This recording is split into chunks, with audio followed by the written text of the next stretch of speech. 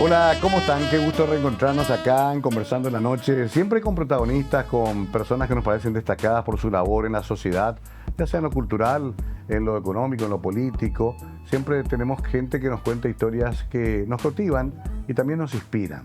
Tal es el caso de John Wenger, uno de los integrantes de Yodi, el fundador de ese grupo, pero además un hombre que ha hecho toda una carrera en otras disciplinas también y, por cierto, tiene mucha historia que contar. Vamos a intentar resumirlo en una hora. Mientras tanto, conocemos su hoja de ruta, su hoja de vida y luego comenzamos a conversar la noche con John Wenger.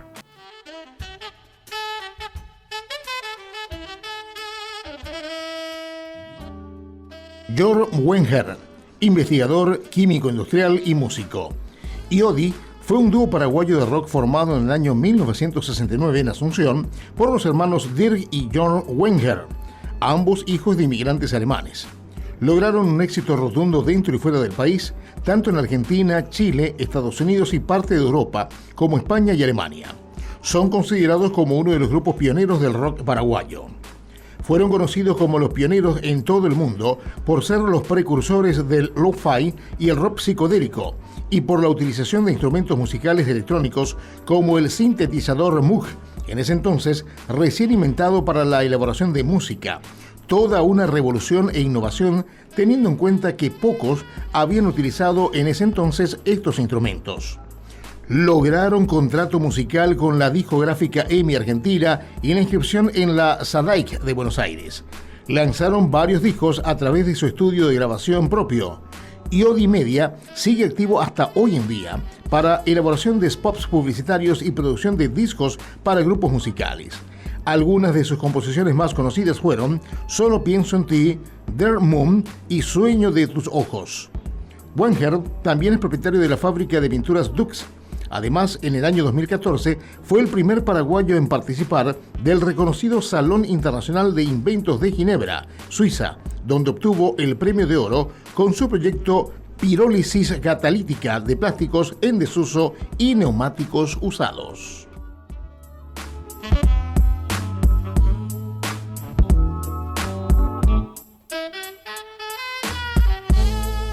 Bueno, querido John, qué gusto recibirte acá. ¿Cómo estás? ¿Cómo andás, Mario? Un placer. Y mira, estuve revisando hace 2 años que nos encontramos también en este mismo lugar, ¿eh? Claro, por eso quería hacer un repaso, porque pensé, hay muchas cosas que quedan en el tintero, repasar un poco la historia, sobre todo porque han pasado muchas cosas, inclusive con Yodi, con una serie de reediciones, con discjockeys internacionales que mencionan a Yodi como una influencia o meten samplings.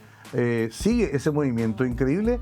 Aquello que comenzó en 1969, ¿verdad? Sí, un poquito antes por el tema de los Rabbits. Ah, cierto. Y después en el colegio. En el colegio. Los Rabbits eran el Goethe. El Goethe, estaba Rodrigo Campos Severo, Billy Shubayus, Rudolf Zauns, y entonces de ahí con eso, pero era más bien joda. Claro, joda que después terminó en Jody, porque aparecen John y Dirk con los Yodi. Y acá estaba leyendo, me encantó este EP que tengo entre manos, porque entre varios relatos hay uno de la tribuna de aquella época que dice: nadie sospecharía que detrás de una fábrica de pinturas sobre la avenida Venezuela estaría un estudio de grabación con toda la mejor tecnología. Ahí mismo comenzaron. Ahí comenzamos y hasta hoy sigo ahí. Sí, increíble, ¿no?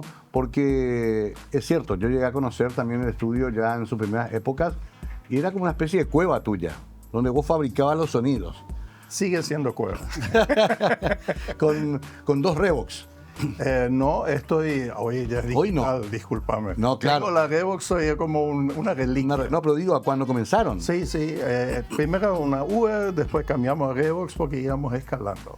Y ya hacían en ese momento el tema de las pistas, de ir superponiendo. Porque viste que hoy actualmente tenés 200, 300 pistas. Claro. Y antes tenías una. Una. Entonces tenías que tener 2 grabadoras, pasar de una a la otra y sumar una pista más. Okay. Y así iba, se llamaba ping-pong. Ping-pong, o sea, ibas uno por uno los instrumentos. Uno por uno las voces. Guaire, si te equivocabas, tenías que hacer todo de nuevo. Qué locura, porque además, John, esto es interesante, vos no tenías un grupo completo, bajo, guitarra, batería, cada uno con un instrumento. Vos hacías la mayoría de los instrumentos. Sí, mayoría, y por eso Hay algunos, yo no soy un loco en el bajo, pero tuve que ponerme yo el bajo. Claro. Hasta que más tarde, cuando habíamos crecido un poco más, ahí yo usaba ya músicos de sesión. Claro, sí, ahí aparecieron los muchachos también para... Sí, Salerno, estaba Roberto Thompson. Claro. Había mucha gente importante. Justi Velázquez. Sí, claro. Después Soler, Claro, Ernesto Soler. Ernesto. Sí, todos los muchachos del rock nacional. Sí. Porque inclusive estuve, no sé si llegaste a ver Sobrevive la música, un documental paraguayo que se hizo sobre el rock. Claro, ahí cuentan varias historias y la de ustedes siempre fue como una historia paralela, porque tampoco se presentaban en vivo. Así mismo. Era todo dentro de la cueva. Todo era cueva, cavernícolas. Y nos salíamos y eso fue nuestro lema, no actuar. No quería mi hermano ni yo. Entonces dejamos. Tuvimos muchos problemas con el sello EMI. Que querían que salgan a promocionar. Claro, y nosotros entonces hicimos un canje en vez de actuar, que hagamos un tour por Argentina todos los años. Y eso hicimos. Ajá. Pero era tour de promoción. Sí, para la promoción de algún nuevo disco, y eso fue muy bueno. Así Claro. que sí hicimos playback en alguna oportunidad en alguna televisión, pero ese era un playback, ¿no? Claro. A ver, Pops de Vanguardia es el primer disco. El nuestro sí, Sí, ¿verdad? sí. Estoy pensando, porque este que tengo acá es del 71. Claro, El eso, EP. el Pops de Vanguardia también salió al mismo tiempo. Ajá. Teníamos 4 de estos, Sí. de estos EPs, y aparte Pops de Vanguardia, que ya era la salida con Philips. ¿Y esto dónde hacían? ¿Acá en Paraguay o en No Argentina? en Argentina, Ah, todo en Argentina. todo hecho en Argentina. EP, le cuento a la gente que por ahí ya es más joven que nosotros, era un extended play donde había 2 temas por lado. Podía ser este tamaño, 7 pulgadas, o también tamaño del EP. Era una forma de promocionar también los temas. Ok. Las radios enseguida comenzaban a poner, sobre todo a partir del 71. Pops de Vanguardia no tuvo el éxito. Ese no, ese no tuvo era prohibido. Porque Claro. después no. Había algo de ruso, ¿verdad? Sí, no, recuerdos de un amigo ruso. Eso nos trajo mucha polémica. No podías tener amigos rusos en la época de Stroessner. No. Y papá me dijo, ¿por qué no pones amigos suizo, Claro, alemán? ¿no? alemán, sueco. Y hice la pavada. Pero bueno, además, pero igual circuló como una especie de disco de culto, hasta tal punto que hasta ahora se sigue hablando de ese disco. Increíble, ¿no? Sí. Como una especie de precursor de la psicodelia en Latinoamérica. Sí, y lo importante es que Gerson, el sello Gerson de España, nos había editado en el 2016. Ese mismo, con otra carátula, pero Pops de Vanguardia otra vez se reeditó. Claro, y hay ediciones más recientes que siguen circulando, ¿no? Como Sí, esa. Pops Espontáneo, y después Alama en la Jungla, Spherical Distortions. Así que tuve la suerte de que este sello español y un sello portugués. Yodi aparece en las plataformas, está en Spotify, está en todas Sí, partes. sí, sí, Normalmente, con Normal. toda su discografía. totalmente. Ya, Lo- pero sí, a ver, eso quería entender yo, porque hay, por ejemplo, varias versiones de un mismo tema, se hacen, Sí, sí, ¿verdad? sí. Remix, algo Remixes. remix, exacto. Ajá. ¿Eso quién lo hace? Yo. Vos mismo. Sí. Ahí tirás de repente así un remix. Sí, sí, sí. Ah, y ¿por qué? tengo un buen técnico que es Héctor Benítez, que tiene su propio estudio también. Ajá. Y él me ayuda, es el hijo de Johnny Benítez. Ah, sí. Que era antes mi técnico y su hijo Me ahora es mi acuerdo, técnico, sí, imagínate. que en los años 90, no, qué bárbaro, qué mucho, en los años 80, cuando hacíamos acá los festivales de la radio, le Oye, llevamos viniste una vez, ¿no? Claro, sí. Claro, me Le llevamos a recuerdo. todos los grupos a grabar con ustedes en el estudio porque no tenían temas para promoción. Claro. Entonces, Búfalos, una cantidad de grupos de Dix, se fueron Sí, todos al sí, estudio sí, sí. para grabar un tema que podamos pasar en la radio. Y eso hacíamos con Johnny Benítez contigo. Exacto. Realmente una época fabulosa en la que grabar era muy difícil y hasta costoso, John. Sí, por supuesto. Antes era un lujo, ¿no? Era así nomás. No era así nomás, sí. No. Pero las épocas cambiaron. Hoy cualquiera en su casa tiene con su computadora puede grabar y me parece excelente. Eso democratizó un poco también la música, ¿no? totalmente, sí. Yo tengo chicos que graban todo en su computadora y que traen voces y guitarras de Alemania, de España. Compran, ¿verdad? Se hace un comercio de partes grabadas y juntan todo en un mismo disco. Claro, De se hecho, puede. Sergio Cuquejo también está haciendo ese servicio desde acá a México, por ejemplo. Correcto. Eso era imposible antes. Bueno, te cuento la última. no sé, el hijo de Soler, Ernesto Soler, Ariel Sí. Soler, que Sí, sí. es DJ. Ah, es DJ, claro. Claro, y entonces tiene varios nombres. Ariel me llamó, el otro es Damian. Bueno, Sí. con eso, la semana pasada, él me dijo, dame un tema tuyo, quiero hacer un mashup, Ajá. donde saca ¿de quién sacó de George Michael el tema? Outside. Sí. El tema Outside de George Michael, sacó toda la parte instrumental Ajá. y puso la instrumental de Yodi.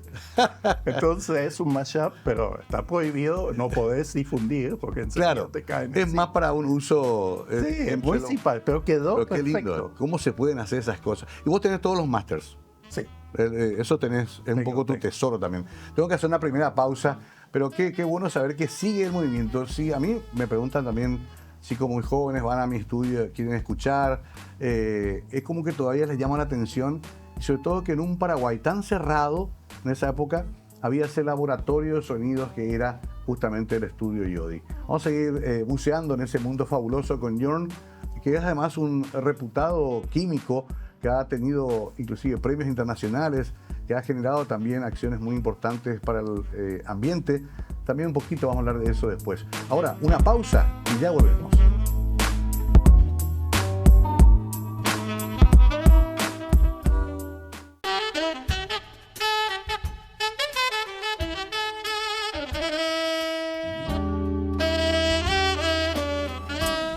George Vengar está con nosotros, integrante de los Yodi, fundador, el que movió ese sonido tan peculiar entre los 60 y los 70. ¿En qué momento tuviste tiempo de estudiar química?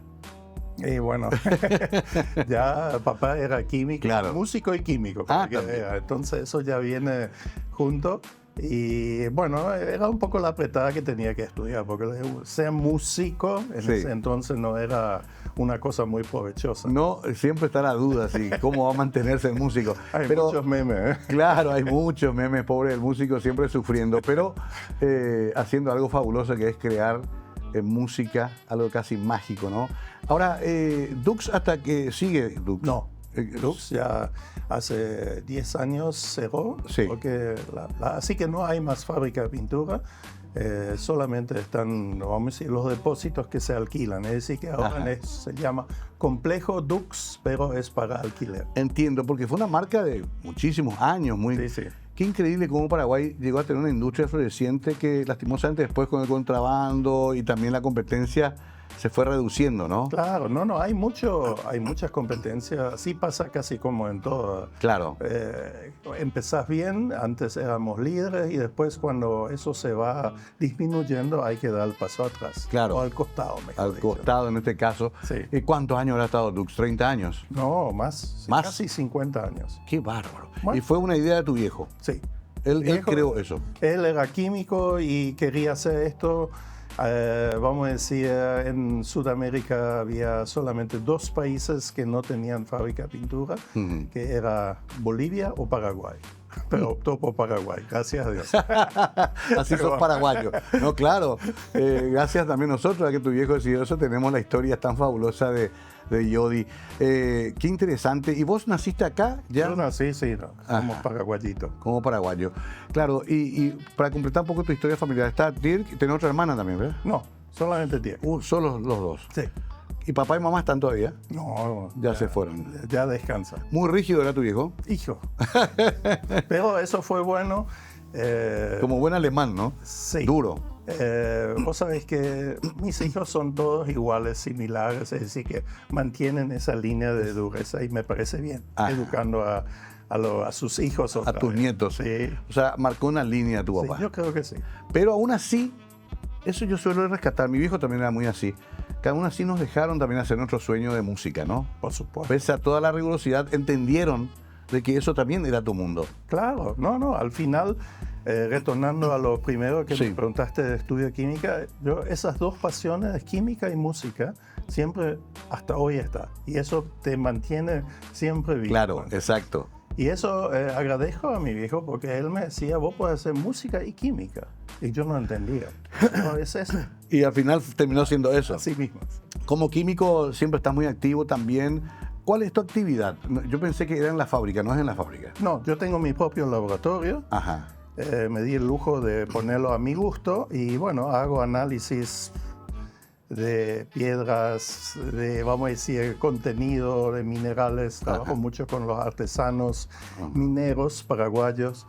Aparte hago estudios de reciclaje, plásticos, neumáticos, y sobre esa base yo había presentado un proyecto y fui elegido en Ginebra por un trabajo de reciclaje de neumáticos. Ajá. Bueno, y estas cosas uno va pasando las ideas y otras empresas grandes la toman, pero hasta ahí nomás. Yo hice el estudio y ahí queda. Está bien, pero es, digamos, parte también de tu actividad diaria prácticamente.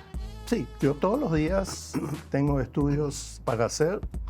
Uno es, por ejemplo, también algo nuevo, el neumático, porque está compuesto por solventes, carbón, hierro, bueno, y entonces el carbón, el pobrecito, no se usa. El solvente sí, porque se puede usar en camiones. Claro. ¿Y qué se hace con el carbón? Entonces se hace, qué sé yo, hay varias utilidades para hacer, pero no es la gran cosa. Entonces yo estoy investigando en la parte de agronomía. Y eso está funcionando muy bien. Claro, ¿cómo reutilizar esos elementos? Sí. A ver, voy a aprovechar ahora ya que estás acá, después volveremos a la música, pero tenemos un drama acá en Costanera Sur, Costanera Norte también, la quema de plásticos, de cables para sacar el famoso cobre. Eso no va a terminar. Eso es terrible porque está contaminando fuertemente el aire. Totalmente. Eso es altamente tóxico, John, ¿no? Sí, altamente tóxico, pero como no tenemos industrias mineras ni que ensucian mucho, así que Paraguay está con el sello verde todavía. En el mapa de emisión de anhídrido carbónico, por ejemplo. Pero andamos quemando muchos bosques. Sí. Y también esta quema de basura incesante, ¿no? Eso es increíble. Perdón, y para redondear ese tema, ahí habría que tener una planta que reciba ese tipo de cosas, ¿no? Supuestamente hay una, pero yo ya la visité y no me parece que haya. Pero no vamos a decir eso. Dejémoslo ahí. No vamos a entrar en polémica, claro. No, porque también vi que un grupo chileno llegó a la zona de Villeta también con una idea de reciclar neumáticos. Ojalá, ¿verdad? Sí, inclusive ojalá. La tendencia mundial es muchas cosas no sacar ya de la minería, sino que sacar de vuelta. Claro, reciclar de las cosas. Imagínate una computadora, ¿cuántos elementos? ¿Cuántos elementos tiene? Sí, sí. Y los hierros viejos y todas esas cosas también. Sí, ¿no? sí, las chatarras. Las chatarras. Sí. En Asunción y Gran Asunción está lleno de chatarras por las calles. Eso podría usarse, eso es dinero, ¿no? Claro, todo es dinero. Pero nos falta ese empuje. Quizás también desde el gobierno una visión mucho más amplia, ¿no? Dilo. Vamos a decirlo, yo voy a decirlo, que te voy a nombrar ministro a vos. Bueno, pero volvamos a la música, que siempre es tan cautivante. Quiero entrar en esos primeros años 70 en que comienza a tener mucho éxito, Jordi. Comienza Te estimo, Un sueño en mis ojos, ¿cuál era el otro? Pienso en ti. Explotó de repente. Sí. En todas las radios. Me acuerdo que cuando eso se dedicaba, yo me llamaba a dedicar a mis noviecitas. Ah, sí. Claro. Mario para... ¿Hablaste en plural? Es pasado, ya fue el siglo pasado. Pero bueno, y se votaba por los temas. Y no solamente en las radios de Paraguay, también en Argentina, fuertemente difunden eso. Con EMI ya, ¿verdad? Sí. Y aparte no querían que digamos que éramos paraguayos. Éramos el grupo alemán que vivía en Paraguay. Sí, eso. Los alemanes que vivían en Madrid, sí. Y bueno, era raro que un grupo paraguayo suene tan bien, ¿verdad? Y sobre todo ya metiste el Moog. No, ese era un MS, acá es de inglés. Inglés. No era cambiar Moog. No, ese era más bien experimental. El primero. Qué bárbaro. A mí hasta hoy tengo. Ajá. El Moog lo había... Creo que hizo un canje por una guitarra, pero el MS tengo todavía y funciona. Es una maravilla. Es una máquina inglesa. Inglesa. Claro, porque me acuerdo que Pink Floyd, por ejemplo, usaba un BCS3. No era Moog tampoco. Moog entra más con Emerson, Lake and Palmer. Emerson, Lake and Palmer también usó un MS, que es un tecladito, pero de tacto nomás, lo que están haciendo otra vez. Sí. Y por supuesto tenía 3 osciladores y varios triggers, entonces tú podías modificar el sonido. Qué increíble. Hay un solo famoso, no sé si es en Pienso en ti. Pienso en ti. Eso está hecho con eso, una flauta totalmente estilizada. Y eso son cosas que llamaban la atención en el 70. Claro, pero absolutamente. Estábamos acostumbrados a bajo, guitarra, batería. Claro. La guitarra era la estrella porque era la que tenía sonidos más, digamos, diversos. Y aparece el sintetizador. ¿Mellotron llegaste a usar? Sí, también. Acá varios tenían Mellotron. Después comenzaron a venir. Mats, Sí, cierto. Sí. Pero digo, en el estudio llegaste a usar también. Sí, usaba, pero lastimosamente cayó en manos del QPI, de las termitas, y lo dejó destrozado. Y no te puedo creer. Termistas musicales. Qué increíble. Tienen buen gusto, ¿eh? El buen gusto, claro. Por lo menos se morfaron un Mellotron, no un ropero, ¿verdad?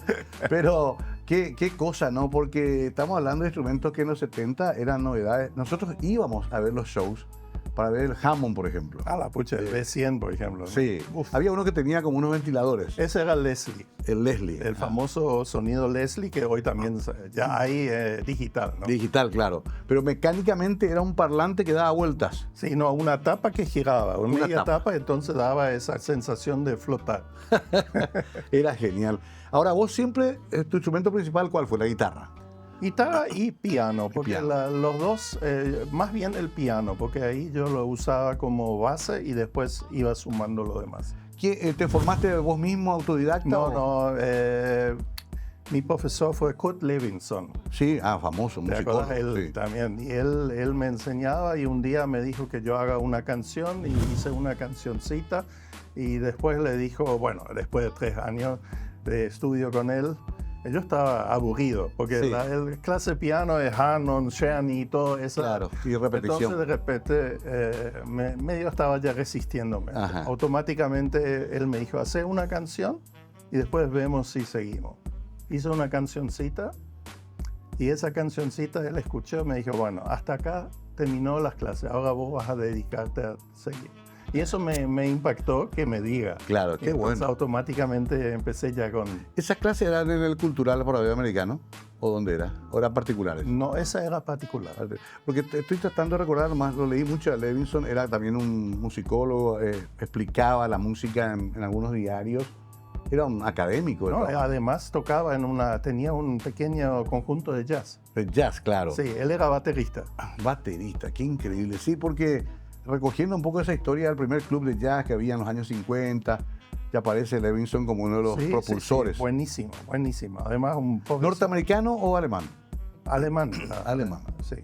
Sí, y yo voy a seguir investigando porque me parece genial rescatar esas historias. Gente que ayudó mucho a evolucionar en un país que no tenía casi en ese momento mucha formación académica para los músicos. Más para el lado de la música clásica, pero para la música popular casi no había nada. Casi no había nada. Después comienza Schwarman, comienza Cookie Ray. Sí, Schwarzman era muy fuerte también. Era eso muy sí. claro, él ayudó muchísimo a formar gente. A ver, hiciste eso, te dijo hacer una canción y ahí comenzaste a decir, bueno, le meto ya, me voy solo. Sí. Mi canción se llamaba El conejo en la montaña. Hasta hoy me recuerdo. Bueno, no era muy romántico el título, ¿no? Está bien porque te evita decir a quién le dedicaste. A propósito, John, hay unos videos que circularon muy llamativos, geniales, ahí en el patio de donde está el estudio. Sí. ¿Qué era eso? ¿Super 8? ¿Qué era? No, ¿8? ese era 16 milímetros. ¿Y quién grababa eso? Papá. Tu papá grababa. Papá era fanático, tenía una Bolex que había comprado usada. Ajá. Y con eso hizo todas las grabaciones y tengo muchos videos todavía. Eso está en 16 milímetros. Hay que 16 pasar. milímetros, no, ya pasé ya. Están pasaste. todo digitalizado. Ya está. Tengo. Porque pusiste en alguno de los clips últimamente. Sí, casi todos los clips lo tienen. La última es Tu fragancia me recuerda, que es un instrumental. Ajá. Y esa, por ejemplo, es solamente sacado de varias películas y también teníamos dibujo animado. Eso era muy Qué simpático. genial. O sea, se dibujaba cartón por cartón y después. Sí, después se pasaba y se nota que hay uno de esa cosa. Pero muy simpático, ¿eh? Claro, era como un hobby, digamos, de tu Sí. hijo. Qué genial. Eso pueden verlo en YouTube, ¿verdad? Sí, YouTube, bajo Yodi está todo. Hay 2 Yodi, uno Yodi con I Ujú. y uno Yodi con J. Sí. ¿Cuál era?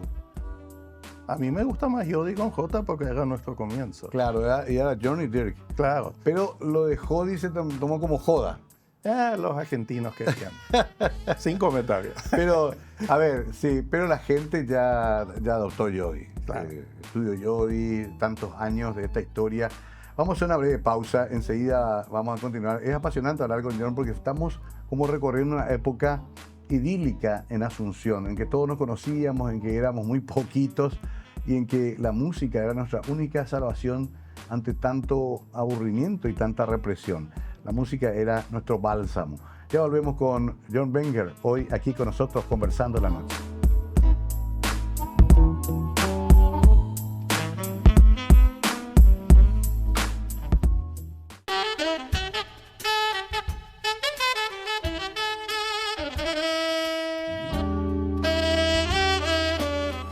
Bueno, me estoy divirtiendo acá con los discos porque le digo, ¿este quién es? Y soy yo, me dice John, acá está.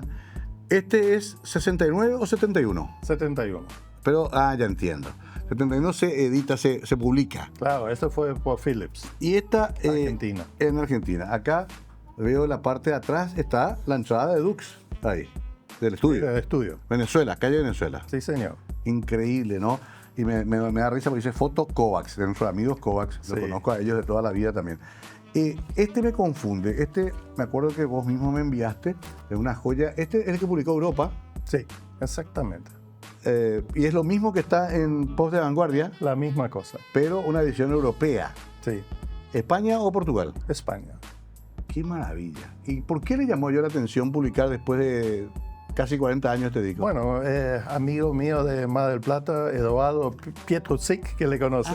Sí. Él encontró eso Sí. y él insistió con España y España me llamó un día y yo no le conocía aún. Ajá. Y me dijo, ¿querés que esto se edite en España? Por supuesto.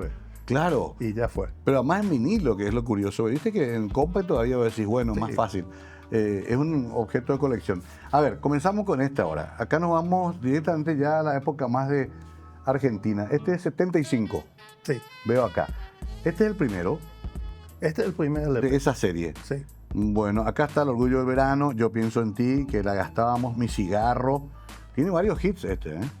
Acá está el vinilo original de época.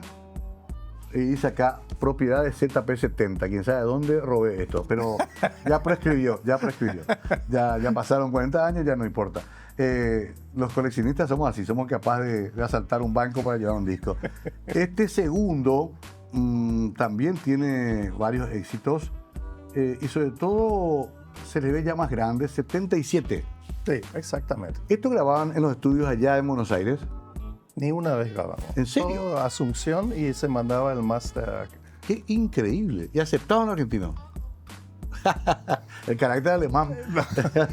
Porque estoy nomás pensando, hasta ahora es difícil decirle a los argentinos o a los mexicanos o a los decirle vamos a producir acá y ustedes publiquen allá. Y ellos quieren bajo sus estándares. Claro. Y no había en Paraguay estudios con los estándares de un estudio típico de Buenos Aires, digamos. No, el estudio de Buenos Aires ya tenían 8 pistas, después tenían 32 pistas, era una Ajá. cosa. Y nosotros apenas estábamos con 2. Entonces, eso Claro. fue. Lógico que hay una diferencia de sonido del argentino con el nuestro, no Sí. dudo. Pero siempre luchamos para que sea grabado acá. Claro, y este que me decís que vos no tenés, voy a ver si te puedo vender. Tengo acá EMI 85, Sí, muchos años después. Yo me acuerdo cuando me dijiste, este es el troquelado. el troquelado, Era exacto. difícil hacer esto, pero me decís, no tuvo el éxito que se pensaba. Mira, esto fue en el 85 y ya terminaba mi contrato con EMI Ujú. y realmente ya esto lo produje solo. Está Nene Salerno, que creo Sí, figura. Y bueno, y eso fue una época, vamos a decir, ya de transición. Yo estaba con la química encima y no me interesó. claro, lo hiciste por cumplir un contrato. Claro, Pero veo acá que está todavía Johnny Benítez también, sí. 24 canales ya, en los tuyos Joey, o de Bola No, Terapia. bola terapia. No. Estamos descubriendo la... Eso Pero- puso EMI. Así Él me que- puso, claro. Pero en los 80 ya tenías más que un canal. No, ahí tenía 16. 16 canales. Sí, Eran unos pocos estudios que tenían 16 canales. sí. Yo me acuerdo que los buscábamos. Pues en los 80 ya me fui al estudio a grabar con los muchachos, a supervisar y ya había, era wow, 16 canales. Y acá aparece una versión de Pienso en ti en inglés. Sí, eso hicimos un remix, vamos Un a decir. remix. Pero no, nada que ver, no es como el primero. No. A mí no me gusta. Vos sabés que lo usábamos en la radio como curiosidad. Varias veces poníamos porque decíamos, es genial. Como pasó también con Soda Stereo, que grabó inclusive cuando pasa el temblor en inglés y quedó como una anécdota, no trascendió. Pero a veces se hace eso, se prueba en otro idioma, ¿no? Claro. O al revés, han cantado a Kenny Rogers en castellano, parece un menonita del Chaco, ¿verdad? Disculpame que te haga reír. Pero tranquilo. Su castellano parece... Sí, Bueno, espera, este EP ya hablamos, 71 aproximadamente. Acá tengo uno que te va a sorprender. Este español. Este se editó en España, EMI español, Sí. ¿Estaba en castellano o en inglés? castellano. Ok. ¿Y qué le habrán dicho, Emi, a los grupos alemán en Paraguay? ¿Cómo les presentaba? Yo creo que ya nos argentinizamos. Ya entiendo. Habrán dicho, esto es un producto argentino y ahí se editó. Acá veo otro, 74. Sí, ese es en Buenos Aires. Director artístico Osvaldo Valls. Sí. ¿Quién era Osvaldo Valls? Osvaldo Valls, el que supuestamente era el que elegía los temas, pero no era así. Pero un ejecutivo, digamos, en la empresa. Sí, un ejecutivo. Se acostumbraba. A ver, y los contratos que eran muy leoninos, era Terrible. todo para ellos. Todo para ellos. Qué cosa, Siempre ¿no? dicen que el músico, no creo que hoy actualmente pasa la misma cosa. ¿Cuánto recibís Cierto. Por en Spotify, ¿cierto? ¿Cuánto Una recibís? miseria. Una miseria. Cuando alguien dice, la pucha, se escuchó miles de veces y yo recibo $1.50, es Sí. fuerte, ¿no? Es increíble cómo la industria se la ingenia siempre para explotar al artista, Sí, ¿no? así mismo es. Antes era por la venta de discos. En la época de Charlie Parker le pagaban por un tema $20 y después Imagínate. ese tema producía millones. Así es. Siempre hubo esa relación tan difícil. Siempre me llamó la atención. ¿Por qué estás negro acá? No, esa es una foto que sacamos saliendo en una mina de carbón Ajá. con mi hermano que visitamos y Ajá. me parecía muy interesante porque el tema se llama Hermanos. Hermanos, claro. No me Los encanta. hermanos Camba. Los hermanos, los hermanos Cambá alemanes. Bueno, a lo mejor se anticipó al presente, porque ahora ya hay jugadores de la selección alemana que son Cambá. Ustedes se anticiparon. Estoy viendo acá, industria argentina, todo con EMI Odeón, que hay que explicarle a la gente. EMI Odeón es uno de los sellos más grandes de la historia de la música. Los Beatles grababan con EMI. Con eso ya tenemos todo dicho, Claro. ¿verdad? Y esta era la filial argentina, Cierto. que después se transformó, creo que en WEA, Sí. era Warner Elektra. Universal Music, creo. Universal Music absorbió, pero... ¿Y ustedes siguen en el catálogo de esta gente? Buena pregunta, no lo sé. Hay que averiguar eso. Nunca Ni te idea. dijeron, acá tenemos... Acá solamente pasó algo, estos 3 LPs que se editaron en Argentina. Ajá. Una productora inglesa, Tangerine Dreams, Tangerine se Sí. llama. Ellos me pidieron tener la representación por 10 años de todos los temas. Ajá. Y le di, eso ya hace 3 años atrás. Ya. Cuando termine el contrato, se termina otra vez y está libre. Bueno, pero por ahí a lo mejor hay un cheque de $100,000 esperándote en algún lugar. No creo. Pero no importa, la música va a seguir. Lo importante es que siga la música. Y Sí. siguió la música, John. Eso te iba a decir, qué curioso, ¿no? Porque uno en ese momento habrá dicho, listo, pasó el momento, ya está, hice esto. Pero se sigue hablando, los jóvenes siguen preguntando. Te das cuenta, el hijo de nuestro amigo Ernesto Soler te llama para hacer un mashup. O sea, todavía hay como algo dando vueltas. ¿Y seguís produciendo música hoy día? Sí. ¿Lo haces? Pero el tema es, tengo muchas cintas todavía Ajá. que están análogas. Sí. Sí. Ah, Y eso tengo que pasar a digital y ahí salta de repente un tema, un esqueleto de tema. claro, claro. Es quizás un piano nomás. Sí. Entonces digo, wow, esto puedo usar quizás juntando con otro tema. Y entonces hago yo mi mix. Claro, ¿Entendés? exacto. Y sale algo interesante. Y hay mucho de eso, de esas tengo mucho maquetas, de de esas. Están ahí guardadas Hasta ahora recuperé 200 canciones. Qué increíble. Y ya las alcé todo en YouTube. Están todas. Ahí te podemos buscar. Sí, te decía nomás porque, a ver, para el escritor deja algunos manuscritos, pero usted tiene que buscar en cinta, escuchar. A veces puede ser cualquier cosa, Claro. un simple ensayo. o un Así es. experimento. A mí me gustan los ensayos. Ajá. Eso yo grababa muchas veces y los ensayos suenan un poco crudo, Claro. muy crudo, ¿entendés? Ajá. Una salida de un compás, pero eso hoy actualmente se corrige. Exacto. Eso Con- podés corregir. Con la tecnología se Claro. puede corregir todo. ¿Y las voces cómo grababas? Aparte, No, de un tiro. De un tiro. Era así el propio, ¿cómo se llama? En vivo, tocando ahí y cantando. cantando. Qué interesante. Y eso también tenés, Sí, tengo. esas voces. Estoy O sea, estoy con hay eso. voces tuyas de 30 años atrás. Sí. Y donde yo le pongo el coro hoy. Ah, qué genial. O sea, es como que le ponga el coro a tu hijo. Así veo. Qué genial eso, porque hoy con la tecnología hay muchas cosas que antes no se podían hacer. Claro. Puedes bajar todo. Y también estás ya avesado en este mundo de las herramientas digitales. ¿Aprendiste eso? Estoy aprendiendo. No es fácil. No, ¿verdad? No, no, no. Sí. Pero mi técnico tiene calma para enseñarme y entonces estoy con eso. Claro, porque nosotros tenemos una concepción más analógica del sonido, ¿no? Sí. Es como que tengo que cambiar el chip. A mí me pasa también. Claro, me imagino. Yo sigo tocando vinilos y los chicos ya llevan todo en un controlador, le llaman. Así mismo. Ya está todo ensamblado lo que van a tocar. Así es. Ya es menos laburo, ¿verdad? Pero vos en tus actuaciones haces Vinilo directo. vinilo. Sí. Siempre. Tiempo real, vinilo, y si te equivocas, te equivocas. ¿Qué importa? No, pero le gusta a la gente. Claro. Los chicos ahora arman en su casa, en su laboratorio, y ya llevan todo Listo. listo. Algún toque le darán de efecto, lo que sea. También yo digo, siempre es un trabajo también ese. Yo no subestimo, es un trabajo. Yo respeto mucho el trabajo de los DJs, realmente. Es mucho trabajo. Y es un laburo interesante también. Pero, vieja escuela, nosotros vamos a los discos y si se raya y repite la frase de la canción. Nos ha pasado más de una vez. Vamos a hacer una breve pausa para entrar en la última parte de esta agradable charla con John Wenker, un hombre que ha recorrido toda su vida junto a la música y junto a su profesión clásica de químico, y en ambos casos con éxito y también con mucha humildad. Por eso es bueno hablar siempre con él para rescatar estas historias. Ya volvemos.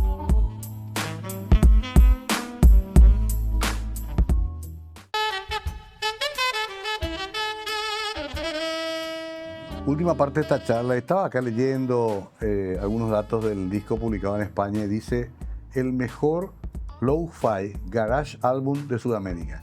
Se pregunta, ¿verdad? Ellos le llaman lo-fi porque obviamente comparando lo que hay ahora, esto era de baja fidelidad, digamos. Totalmente. Pero también hay una especie de rescate de este sonido.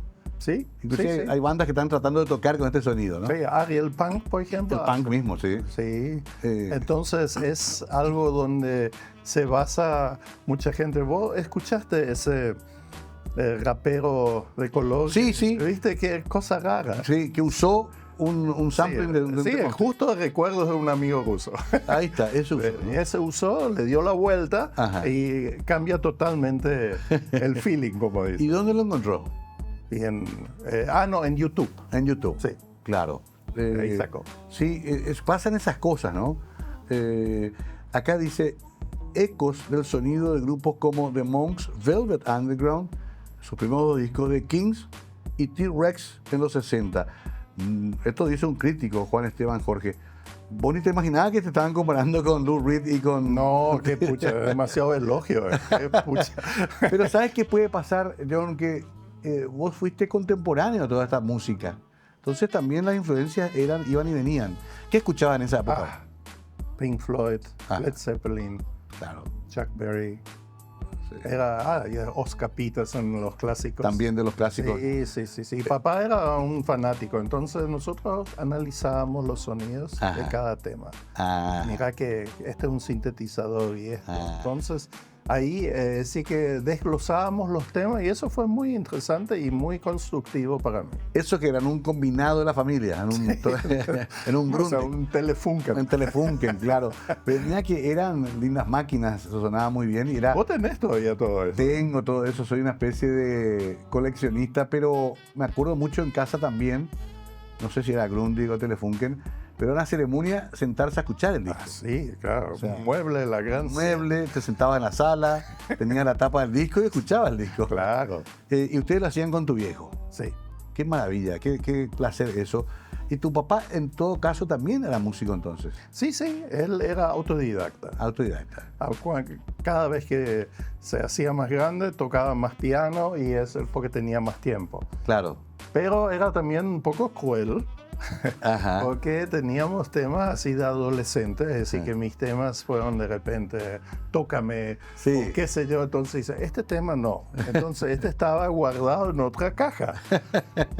Cuando yo encontré la caja de las grabaciones Prohibida. prohibidas, dije, bueno, acá encontré una.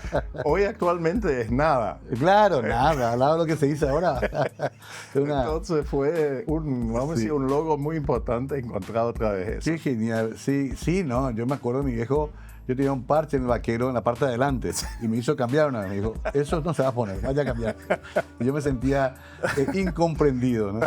Rebelde sin causa. Pero linda época en la que esa música además alcanzó un nivel muy alto. O sea, no sé si, no quiero sonar como nostálgico, pero no sé si en corto tiempo se va a repetir esa conjunción de sonidos que escuchamos con Beatles, con Rolling Stones, con Pink Floyd.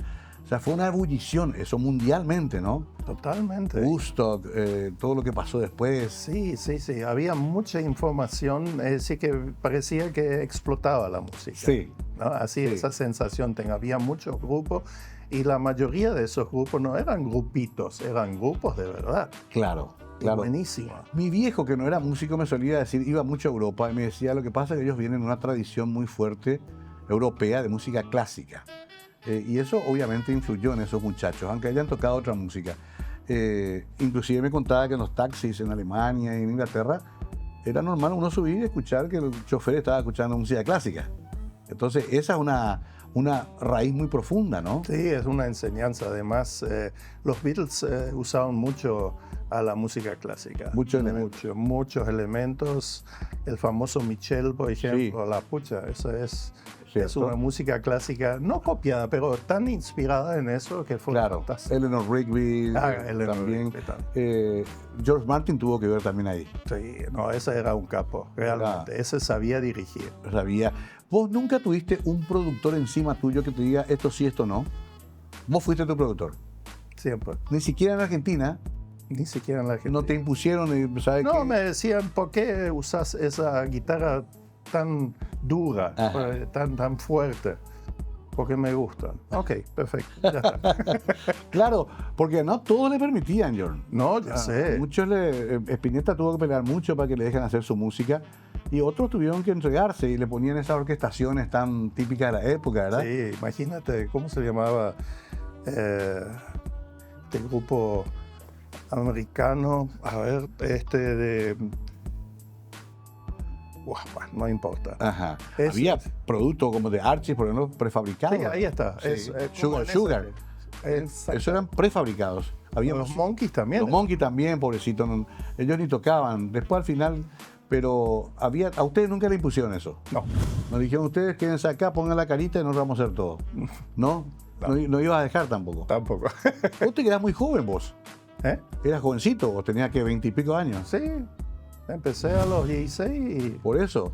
Y estoy todavía. Estamos todavía. No, me encanta esa historia porque no todos pudieron lograrlo. Vos hiciste lo que quisiste con tu música.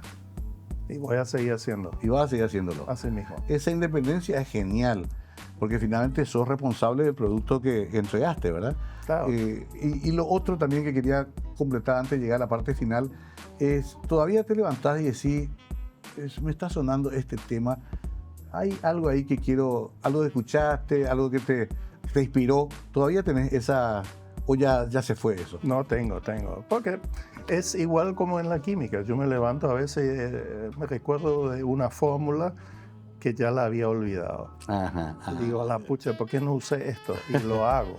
Y funciona. Entonces, con la música sigue también. También. Sí. Ok. Claro, o sea, no es que también surge de la nada. Algo que quedó por ahí. Sí, viste que nuestra cabeza tiene unos archivos impresionantes. Sí, ¿no? Entonces, sí. Ahí surge un archivo. Hay que cuidar ese archivo en todo caso, hay que mantenerlo. John, ¿nunca te rozó el mundo de las drogas y del alcohol ahí en el mundo del show, en el show business? Todos sabemos que hay una exposición. ¿Nunca te tocó? No.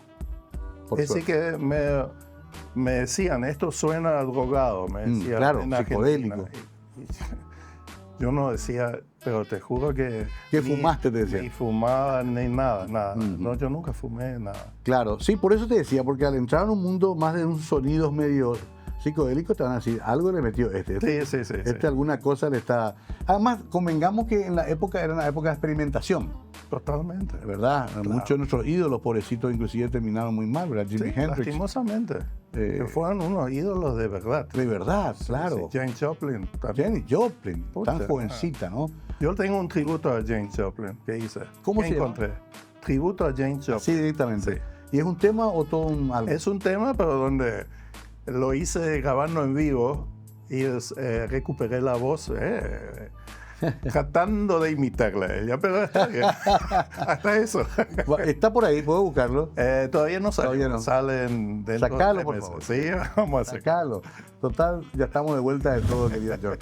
Bueno, y entonces, para ir redondeando esta charla, vida familiar tranquila, hijos, nietos, ¿cuántos hijos? 4 hijos, 4 nietos, 2 alemanes, 2 paraguayos, así que tengo suficiente. ¿Alguno que diga, quiero tocar como mi abuelo?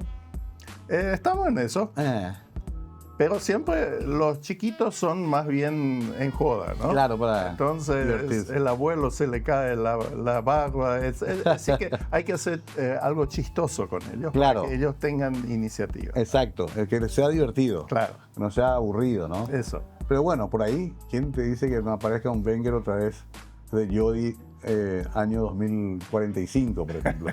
Sería genial. Pero en todo caso, querido John, lo que hiciste queda como un legado. Yo creo que ya marcaste en la historia de la música del Paraguay algo distinto. Creo que esa es una gran satisfacción. Te lo digo porque es lo que todos comentábamos. Hay como una especie de reconocimiento ya a tu trabajo. Eso debe ser satisfactorio, ¿no? Sí, por supuesto, el poder dejar huellas. Claro. Eso es importante. De los chicos que aparecen ahora, algunos se acerca. ¿Se graba en el estudio? Ya no. No, es ya para uso propio nomás. Ajá. Pero tengo siempre con los jóvenes, por ejemplo, Olis, Ajá. hicieron una versión de Pienso en ti muy buena. Sí, sí, El sí. Mati Caballero es fantástico. Sí. Después están Crayolas, Cayola. Firulais. Hay tantos grupos jóvenes y después mis nuevos amigos DJs que Claro. son fascinantes. Son fascinantes, sí. Lo que hacen. A mí me pasa que estos chicos van, escuchan mi disco y me dicen, esta partecita le voy a robar, señor. Y es un disco de batucada. Y yo, ¿qué van a hacer con eso? Y Y bueno, después hacen sus experimentos. Sí, me parece encanta. genial. Me encanta. Qué bueno que tenga esa conexión también con estos chicos, aunque sea ya de esta manera más espontánea, en directa, digamos. Yo no sé, nos acabó el tiempo. ¿Estás contento con tu vida? Por supuesto, tú también, ¿no? Sí, pero igual puede haber una duda de repente de decir algo más hubiera hecho. No, siempre hay algo que está por incumplir, pero yo creo que yo no digo que estamos en la recta final, ¿eh? No. Todavía no. Un par de Falta todavía. curvas tenemos. Dale, vamos a seguir. Vamos a seguir. Qué gusto, John. Encantado como siempre. Gracias a ti. Rescaten esta historia e investiguen después un poco más. Busquen en YouTube, en Spotify, porque van a quedar fascinados con la historia de John Wenger y de Jody. Es una historia que merece ser contada. Por eso lo convocamos de vuelta hoy al amigo John, para actualizar esa rica historia que tiene que ver también con nuestra identidad como jóvenes de los 60, 70 y como veteranos que hoy celebramos esa vida. Gracias y tengan muy buenas noches.